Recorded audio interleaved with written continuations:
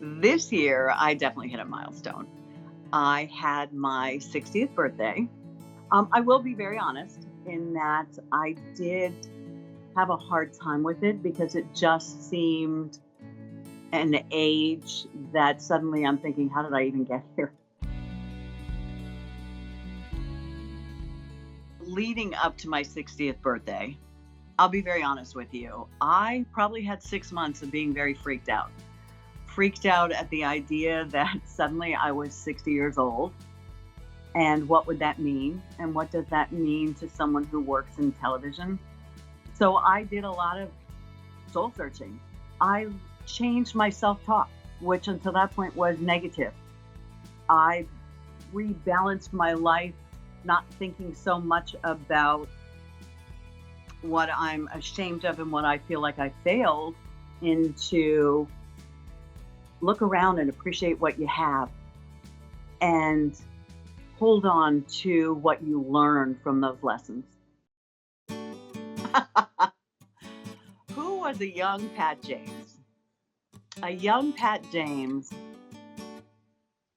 was actually a little similar to my daughter, which I love seeing in her.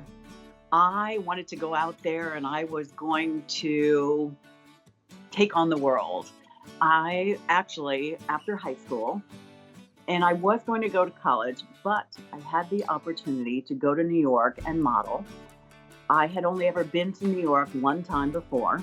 So I got on the Beaver bus with my one suitcase and I went to New York, went to the modeling agency. And after about 5 years, I started to realize that I needed to get a foundation to this building I was trying to build, to a career. So I went for a 4-year education in radio, television, and film. So long ago, we were slicing like 8mm film.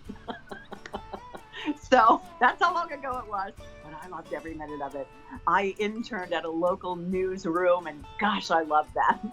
And then after that, I graduated.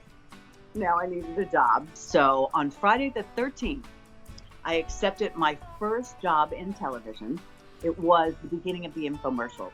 And while I was down there, I met Marty, who was a host, one of the original hosts on QVC. Marty said, there's this place in Westchester. They're looking for hosts. They're looking for people.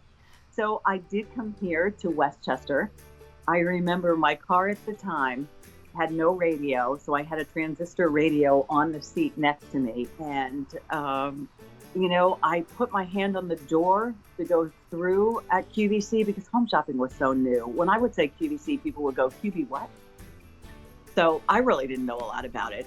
I put my hand on the door and I said, you got this. You got this. I thought I was checking all the boxes. I got married. I had a wonderful daughter. We had a wonderful daughter. And then suddenly, around 50, my life changed. And I know that everybody goes through it, but up until that point, I had a very blessed life. And not that I didn't at that point, but suddenly something that I expected happily ever after didn't happen. And I ended up in a very sad divorce, which I would not wish on anyone. And suddenly my life was smashed and I had to pick up the pieces. But the good thing about that was I learned that I could be fearless. I learned that I could survive things. And I say this not wanting anyone to pass judgment on either one of us, because we did the best we could. It just failed. So what comes, I guess, in learnings in life when things are disappointing is really learning how important your family and friends are. I looked around. I've had friends who've lost loves of their life, and we don't all get happily ever after. I don't know if it ever happens happily ever after. That's part of growing up. So maybe from 50 to 60, I really grew up. because I had to pick myself up and I had to say, it's not the fall, it's what you do to get back up. And I had to do it for my daughter and I had to do it for myself. And maybe happily ever after is what I learned is what you make it every single day. It's those little things. It's not those huge things in life. I am Nikki DeMentri. I'm Pat James DeMentri's daughter. Last time I checked, it was 24 years of her daughter, but we are like two peas in a pod, truly. She's my best friend, so that's pretty awesome and has always been my best friend. But I am a TV news reporter up in Buffalo, New York for the ABC affiliate up there. Borrowed a little bit maybe from my mom. I could probably have a laundry list of what my mom taught me throughout the years and continues to teach me. I think the biggest thing's a work ethic, a very hard work ethic. And you just got to work for your dreams. You got to set those goals and achieve them. And that's what my mom has done throughout her entire life and continues to do. And that's what she's taught me. That work ethic, the humility, and just grace. She taught me, oh my gosh, I don't know why I feel like I'm going to cry, but she just taught me grace. She just taught me, pick your head up when things go bad. Just pick your head up and keep carrying on.